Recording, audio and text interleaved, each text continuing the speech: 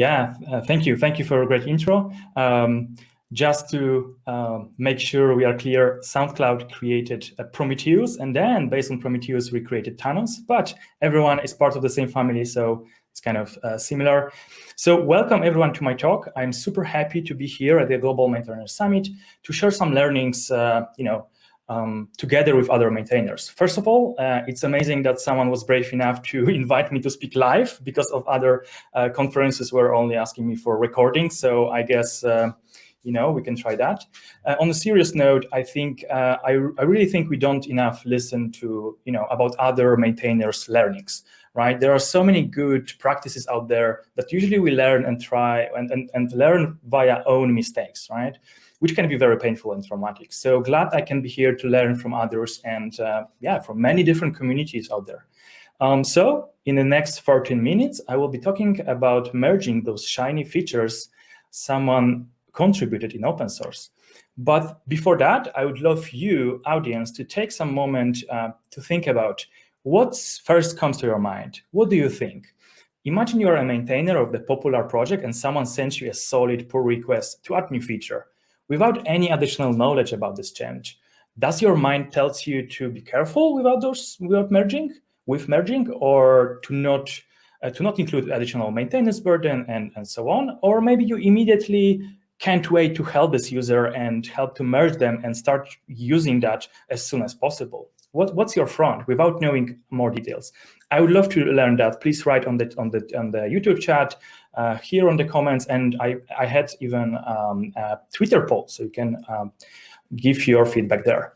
In this talk, I would love to tell you my honest personal journey, my own perception on how my thinking model switched many times from my experience, right? How I used to think about adding new shiny features to the open source project, and how I think about it now after 6 years in the open source.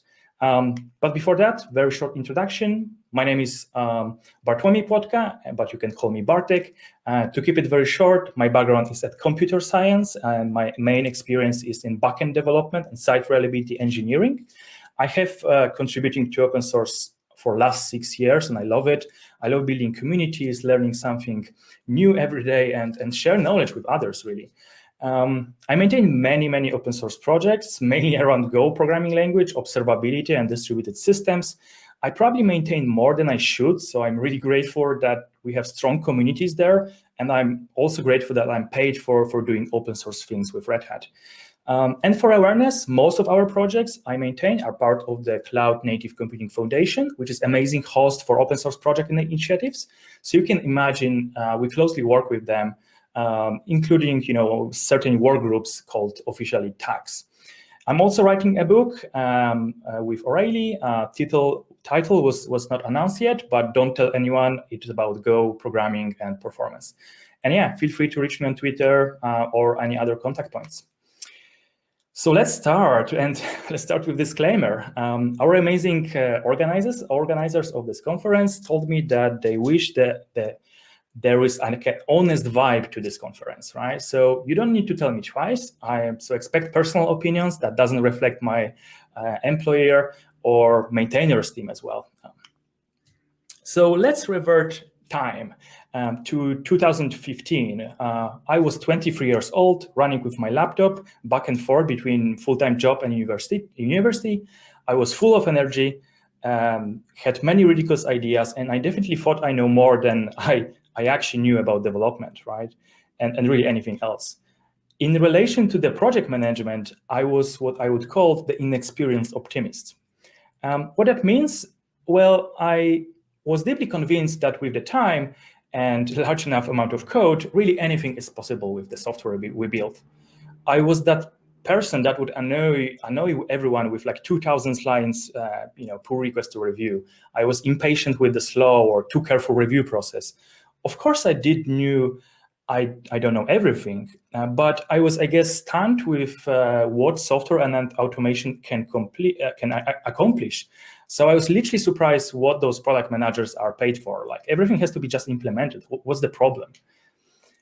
At that point, I was writing and contributing software around OpenStack, Mesos, and Kubernetes, which are open source orchestration systems written in Python, C++, and Go, respectively.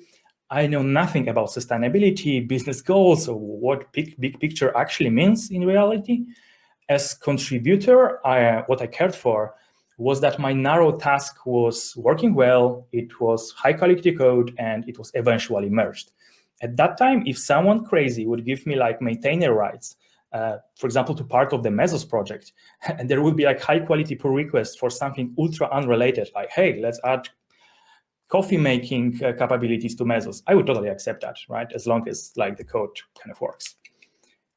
If we would kind of create a scale from 0 to 10, where 0 is not accepting any change to the project, and 10 means like I happily merge everything that moves and has a green CI status, I will be definitely like a solid 9. Why not 10? Well, because I was really annoying person again and picky in terms of code quality, readability, solid APIs, and so on. So there has to be some bar to match. Overall, it's probably good that no one gave me any maintainership rights and didn't allow me to decide about big projects at that time. Of course, this attitude continued until I moved to UK, to London, to work on some serious startup. You can see me working from London pub with like pint of lager, and yeah, it's a very common situation there. At that point, I was actually running the software in the Kubernetes production cluster around the world, the same software that we actually develop. So you can say I was like really site reliability engineer, and with lots of on-call routines and really complex microservice architecture that we have to maintain. And this is where I started to care about the software, what actually software do inside, right? Any additional unknown, any brutal code, any extra logic was immediately translating into more incidents on slower time to resolve those incidents. I really recommend to work in such environment that you have to run your software. Maybe it's a bit stressful in the beginning, but gives totally different perspective of what you are building.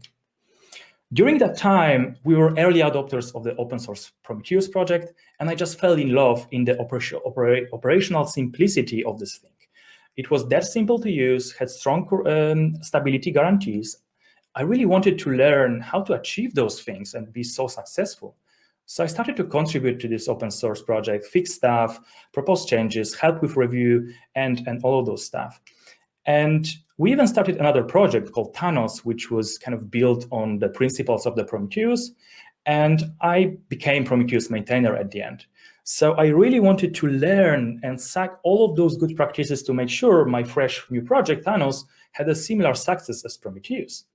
And eventually, when I was part of the team, I realized that the team, what potentially makes it so successful is that the team was really careful with all the changes that were proposed. This is where my default changed to the point where I would call myself the careful pessimist. Really I thought it's the key reason, at that time I believed it's a key reason of Prometheus being so successful, this conservative approach. So let's look on some examples that I learned, why we are so conservative. I was speaking with the team, why we are so doing so, and what it gives us. First of all, with every line of the code, there are some unknowns. It takes more time to understand what the piece of software is actually doing. And if you add more code, it's just much more prone to errors and just can generate confusion.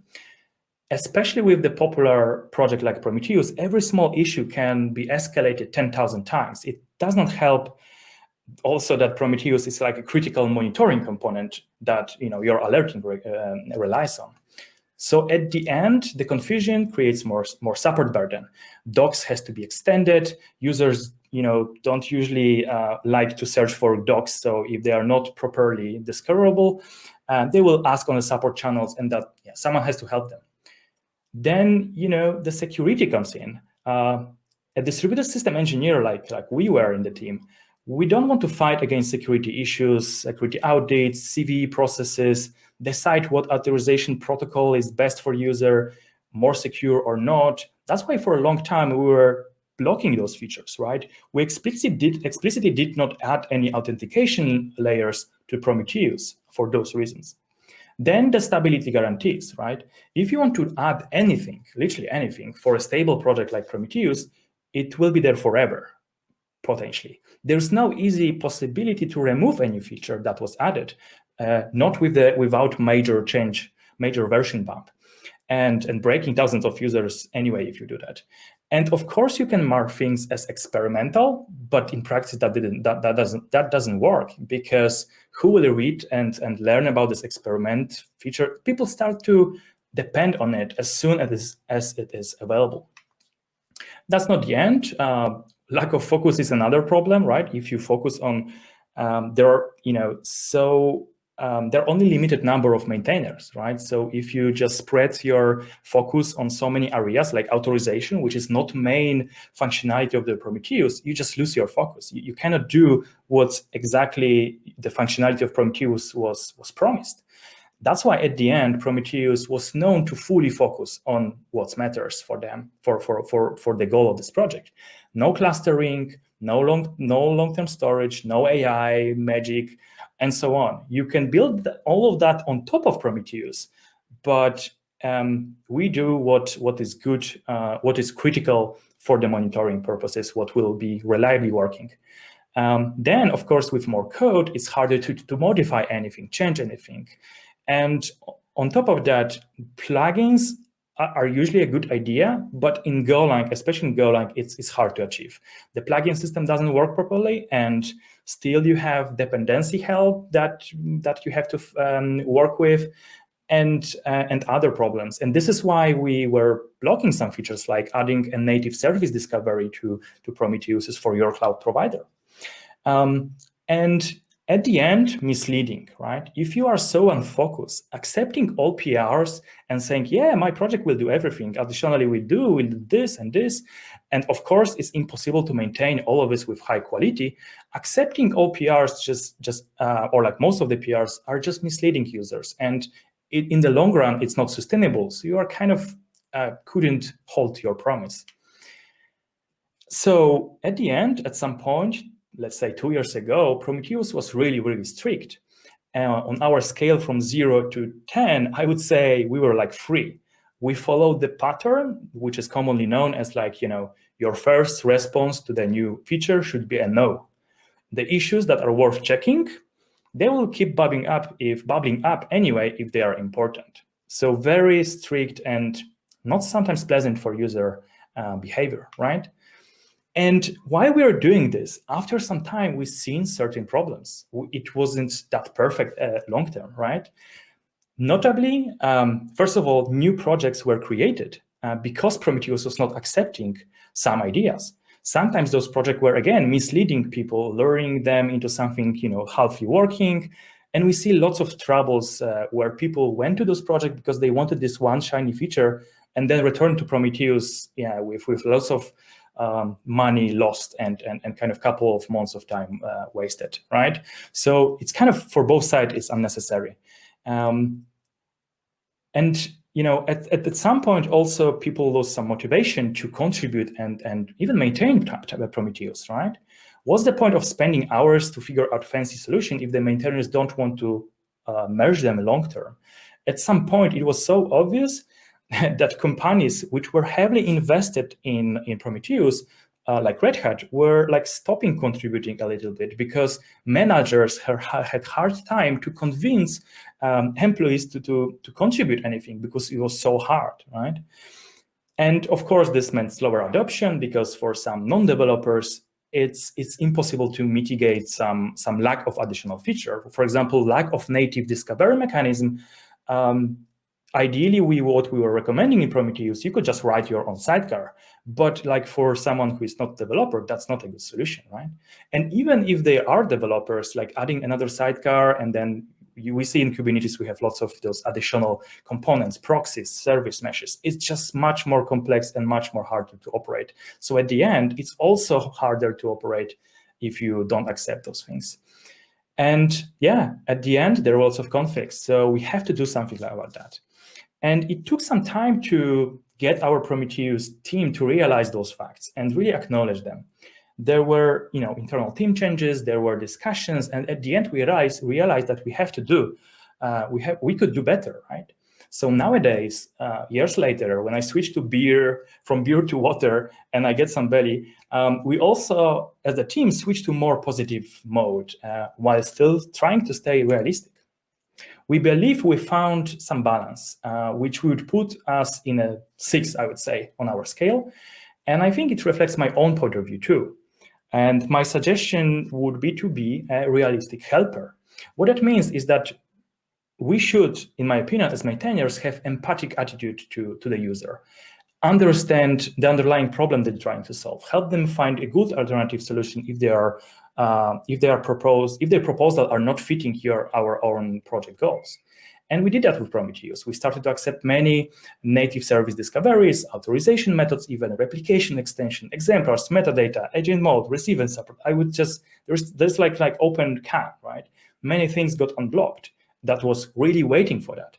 And it was a game changer, I think, in Prometheus. And community started to grow. Competitors are not popping up like mushrooms after the rain. And we started to experiment with many, many things and just learning much more.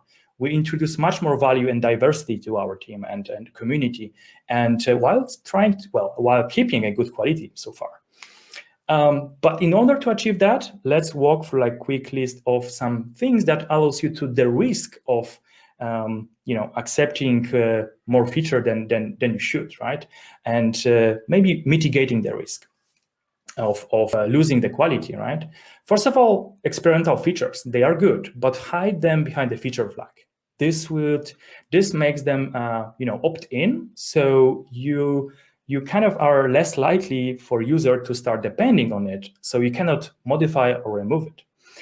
I'd also make sure that user can revert quickly this experimental feature, modify the Prometheus configuration to not have this feature enabled without upgrading or reverting version of Prometheus. We invested, I think I don't need to explain the keeping empathy and explanations if rejecting, because Rose explained that so well, how to say no. Teaching helps a lot. We were mentoring in Thanos and Prometheus project using amazing initiatives from the CNCF Foundation, like Linux mentorship, and then Google Summer of Code. We have 15 new people. And what it helps is that we are investing into growing this potential new team in future maintainers team, so we can cope with the more load of those additional features, right? Of course, robust API, so something that Brandon mentioned also before me, allows great integration. So you don't need to merge all the functionality in your core project. You can unblock users using your APIs. But the key part is stability. So you need to make sure you are not changing this every 2 months. You need to, and I would propose really using Protobuf. It's a really amazing project which allows you to define proto definitions of your API in both HTTP or gRPC protocols. And you can generate your self-client, server code, open API specification, auto documentation, and so much more. So it's very, very powerful. And at the end, some page about integration is super useful, right? So if you want to enable them, you need to allow users to allow those integrations to be discovered, right? Because it will make much more rewarding for people to write those integrations, write those plugins. So compliance tests also are critical to make sure you kind of point to the help them to be compatible with your project. And last but not the least, third-party implementations and maybe experimental code. Keep it very separate to the main core functionality, so you can quickly modify those stuff and just keeps things very clean. Okay, I'm probably out of time, but quick summary. The goal of this retrospective was to learn what are the consequences of each spectrum of accepting or rejecting, features in your project. There is some bias, so try to, some unconscious bias. So try to get that from your head and find a balance that works for you. It's definitely okay to reject PR. Follow, Ross talk, because that was fabulous. Show empathy, explain why you are rejecting, and try to unblock people. And stable APIs and feature flags are always welcome. So thank you for listening to me, but also thank you to many, many people who I met on my path that taught me a lot about open source development and maintaining open source projects. So all of those people, thank you. And yeah, I hope you will have a good time on the rest of the talk and tomorrow, and see you in open source. Bartek, thank you very much for your talk and explaining some of the solutions or the ideas around the human problems around open source too as well. It's something that I gravitate myself to automating everything. And sometimes you got to take a step back and think about, is the automation needed? And sometimes conversations are encouraging conversations the way to sort of solve problems. Kara, what did you think? I thought taking us on your personal journey, Bartek, was really, that was really choice. It was helpful to kind of be able to follow along as, not just as the project changed, but as your approach to the project changed. Yes, and it's worth to mention that, it wasn't that always pleasant. It was always, beautiful. It's always nice to show it like this, but it is a learning. It's a hard learning. Sometimes you are stressed, anxious, and you make mistakes. So don't worry. It's not so beautiful as it looks on my pretty, cartoon figures, right? Yeah, for sure. Speaking of pleasant and beautiful, I'm enjoying the lighting behind you. Is that a chalkboard paint behind you? It's actually a wall. It's actually a wall, and I can write on it, and it has special layers. So it's pretty cool. Yeah. Ah, that is awesome. Recommend it. Yeah. I'll keep that in mind. It's really appreciated too, Bartek, that you touched on that vulnerability, and you touched on that that these things are really difficult and they can be really painful. And that it's not actually so glamorous, and that's something that we're really hoping to have conversations about here at the Global Maintainer Summit as an event that's specifically aimed at maintainers, for maintainers. I think this is really the space for us to be able to have those conversations amongst ourselves and say, like, you're not alone. Looking forward to that. Yeah.